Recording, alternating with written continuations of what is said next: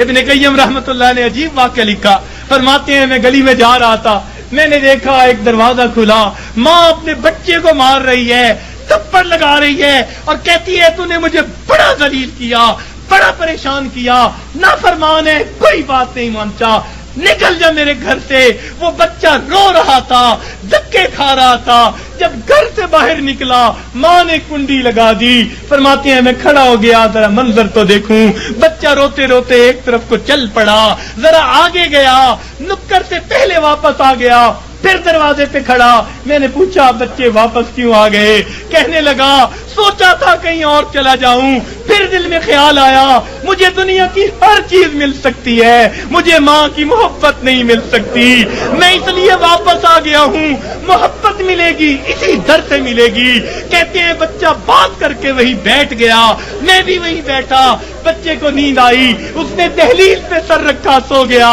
کافی دیر گزری، ماں نے کسی وجہ سے دروازہ کھولا، ضرورت کے لیے باہر جانا چاہتی تھی، بیٹے کو دیکھا دہلیز پہ سر رکھے سو رہا ہے، اٹھایا، کیوں دہلیز پہ سر رکھے سو رہے ہو؟ امی مجھے دنیا میں کوئی دوسری ماں نہیں مل سکتی، میں اس دہلیز کو چھوڑ کے کیسے جاؤں؟ فرمایا بچے کے الفاظ سے ماں کی آنکھوں سے آنسو آ گئے، بچے کو سینے سے لگا لیا، میرے بیٹے جب تیرا یقین ہے اس گھر کے سوا تیرا گھر کوئی نہیں، میرے در کھلے ہیں، آ جا، میں نے تیری غلطیوں کو معاف کر دیا۔ فرماتے ہیں جب گنہگار بندہ اپنے رب کے دروازے پہ اس طرح آتا ہے اور کہتے ہیں رب کریم میری خطاؤں کو معاف کر دے، میرے گناہوں کو معاف کر دے، اے بے قطعوں کے دستگیر، اے دکھی دلوں کو سکون دینے والے، اے غمزدہ دلوں کو تسلی دینے والی ذات، اے پریشان دلوں کو سکون بخشنے والی ذات، اے بے سہارا لوگوں کا سہارا بننے والی ذات، اے گناہوں کے پردوں میں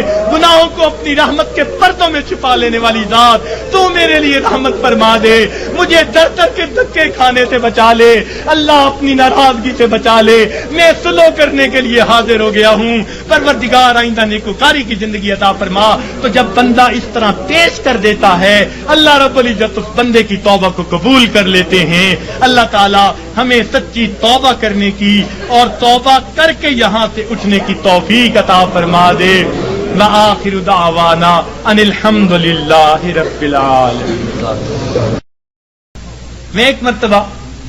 بچیوں کو پردے میں درس دے رہا تھا، ایک جامعہ کی دور حدیث کی بچیاں تھیں، تو ان سے میں نے سوال پوچھا کہ بتاؤ دنیا میں سب سے آسان کام کیا ہے؟ ایک بچی نے جواب دیا کہ اپنی ماں کو منانا۔ میں نے پوچھا وہ کیسے؟ کہنے لگی کہ ہمارا یہ تجربہ ہے کہ ماں اگر اپنے بیٹے سے ناراض بھی ہونا تو بیٹی سے پوچھتی پھرتی ہے اس نے روٹی کھا لی،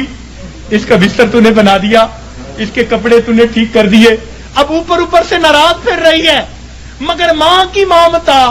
اس کو مجبور کر رہی ہے، لہذا بیٹی سے پوچھتی پھرتی ہے، بیٹی کے ذریعے اس کو کھانا پہنچا رہی ہے، دل سے ناراض نہیں، خفا تھی، بچے نے ستایا مگر دل سے خفا نہیں، اس لیے پوچھتی بھی پھر رہی ہے کہ بچے کو سب چیزیں مل گئیں یا نہیں مل گئیں۔ تو وہ کہنے لگی کہ جب ماں کی مامتا کا یہ حال ہے تو ماں کو منانا بہت آسان ہوتا ہے۔ میں نے کہا ہاں ماں کو منانا آسان صحیح، پھر بھی ماں کے پاس آنا پڑتا ہے، بچہ آ کر کہہ دے امی معاف کر دیں، ماں معاف کر دیتی ہے، بچہ آ کر ماں کا جسم دبائے امی معاف کر دیں، معاف کر دیتی ہے، ہاتھ جوڑ دے معاف کر دیتی ہے، اگر پھر بھی معاف نہ کرے بچہ رو پڑے، ماں سے کبھی بیٹے کے آنسو نہیں دیکھے جاتے، کتنی ناراض کیوں نہ ہوگی جب دیکھے گی بچہ آنسو بہا رہا ہے، اپنے دوپٹے کے پلو کو لے کے آنسو پوچھے گی، کہے گی بیٹا رو نہیں، چل میں نے تجھے معاف کر دیا۔